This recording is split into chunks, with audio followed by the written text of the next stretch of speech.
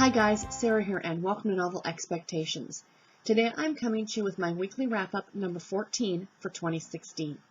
Let's jump right into how I'm doing on my challenges. So I am actually 3 books ahead for my Goodreads challenge, which is just absolutely fantastic. For my A to Z Authors Challenge, I'm still only at 13 out of 26 completed. For my A to Z Title Challenge, I am currently at 14 out of 26 completed. For my 2016 How Many Pages Challenge, I have read 8,037 pages out of 25,000 pages, which gives me 32% of that completed, so that's pretty good. For my Jelly Belly Jelly Bean Challenge, I still haven't finished any flavors yet. So let's jump right into the books that I finished this week. So what I want to do, because what I used to do was I finished them in order that I actually read the books. But I think going forward now, I'm actually going to do them in order from least to greatest, like from least favorite to most favorite of the books that I finished in that given week. So the first book that I finished this week, or the first one on this list, is called Forever Charmed, and it was by Rose Presley. This was a paranormal romance novel. A little light actually on the romance. There was a lot of tension, but no real romance to see, at least not from what I read. Yes, I gave this book 2 stars, but I will continue on with the series. It was an independently published book.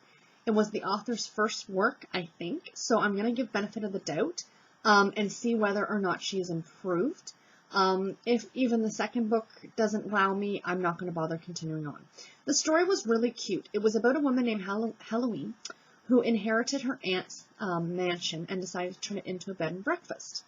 Well, she's a witch from a long line of witches, but her magic is horrible, to the fact that if she even does a spell, the spell she does doesn't work, and she gets a call from another witch telling her how she screwed up the other witch's spell without even being there.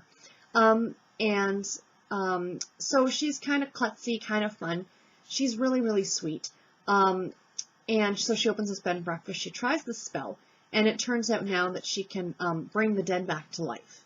So the story kind of goes from there. So again, some of my issues with the book was first writer problems and the fact that being independently published, I love independently published novels, but sometimes they do not get the editing that they should have. And my feeling with this book was that a lot of the stuff was repetitious. You read the same things over and over again. Phrases and stuff like that, it got to be a little annoying. And the other thing that really bothered me, and this might just be me, I don't know, but the chapters ended very abruptly, in my opinion. For example, you're reading a book, this is meant to be a suspenseful book. It's a paranormal romance, there's vampires, there's witches involved. So, for example, the end of the chapter might be, and she opened the door. And that's it. You're like, and? You're thinking, is there more? Is there a page missing? And then you turn the page, and it's the next chapter, and it says, and the man was standing there. It's like, okay, well, that just seemed kind of weird. Whereas, in my opinion, at the end of the chapter, it should be, and she opened the door, and the stranger was standing inside. And then you end the chapter. Does that make sense? But that's what was bothering me, and it felt like the chapters were ended really abruptly. Again, I gave it 2 stars, but it's more bordering on a 2.5 star. It wasn't quite worthy of a 3, in my opinion. Again, like I said, I am going to be continuing on with the series, and we'll see how I like book 2. So the next book that I finished this week was The Wrong Number by R.L. Stine. This was a Fear Street novel, and I gave this book 3 stars. I enjoyed this book. It was really cute. And I was laying in bed reading it at night, and I actually started to get a little creeped out at some of the stuff. Now, I'm a big, wuss when it comes to horror novels. Do not read Stephen King. I do not read Dean Koontz. I do not read any of that stuff. So a Fear Street novel is right up my alley for creepiness. Just the right amount of scary for wussy little me. So I really enjoyed it. It was really cute. But what I felt was after we kind of got past some of the more scary stuff, I always had in my head that Fear Street should be paranormal. Ghosts and ghouls and stuff like that. And I think the bulk of the stories are, but some of them also tend to be more mystery focused. And that's what this one was. It was kind of a whodunit. And it got to the point, excuse me, it got to the point at the halfway part of the book, towards the end of the book, where it started to feel to me like a very bad Nancy Drew. And when I say very bad Nancy Drew, I mean like Nancy Drew meets Scooby-Doo. The 2 girls are trying to solve this murder, and it's just like bumbling catastrophe after catastrophe. Do you know what I mean? It was still really, really fun. I really enjoyed it. The writing is great. Like, these are books that I read back in the 90s. I think this book was published in 1990. Quote me if I'm wrong. Or don't quote me if I'm wrong. And they're still really fun. They are very, very dated. Like, this book is about pretty much these kids making crank calls. And they're talking about this amazing phone that this girl has, that they can use speakerphone on, and that you can pre-program in people's numbers, you know. I mean, it was such a nostalgic factor as well, which kind of also made it really, really fun and innocent. There's this fantastic innocence to these books that, you know, that's why I read them, is because it really does bring you back to your childhood, or at least for me. And the last book, and my favorite book that I finished this week, was Made in America, An Informal History of the English Language in the United States by Bill Bryson. I gave this book 5 stars. I loved this book. This book was published in the mid-90s, and it is a nonfiction novel. What it is basically about is the role that language, I shouldn't say that, how language evolved in the United States since the start of people coming to this country. It starts off with the Pilgrims coming over on the Mayflower, but goes even further than that, to some of the original Native American Indians, to the possibility that of the Vikings coming over, like to Nova Scotia and then immigrating down, you know, the Spanish coming in through Florida prior to Columbus actually coming. I mean, I love history. Love history. I love the English language. I took English in school. The other thing I love is useless knowledge. I am addicted to useless knowledge, and this book was chock full of useless knowledge.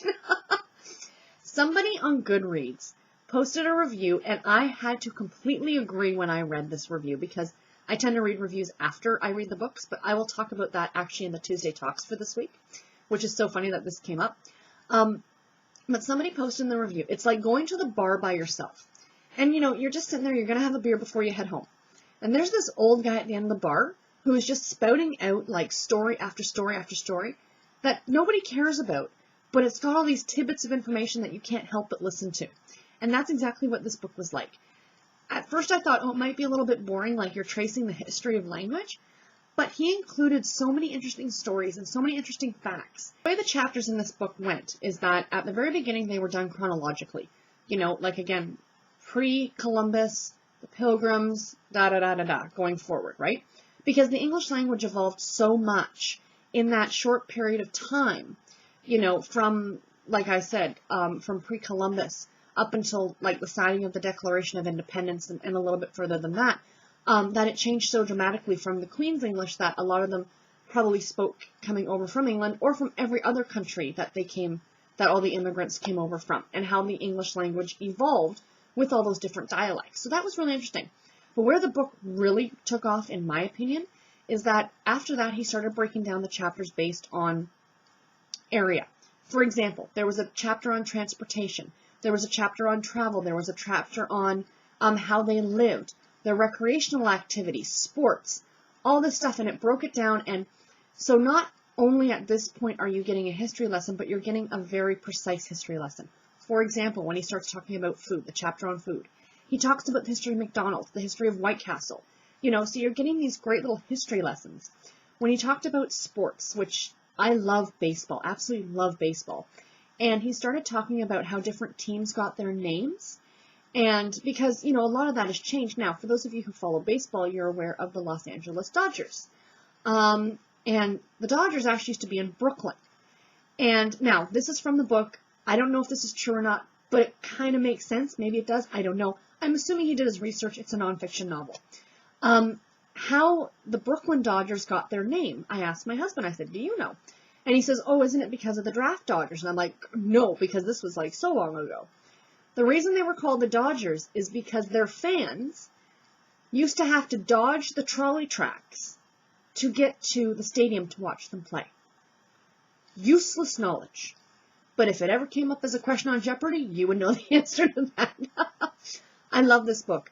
Honestly, guys, I could wax on about it forever. Please check it out. Go to Amazon. I know it's available on the Kindle. You could probably still get it somewhere on paperback. And I listened to mine on audio.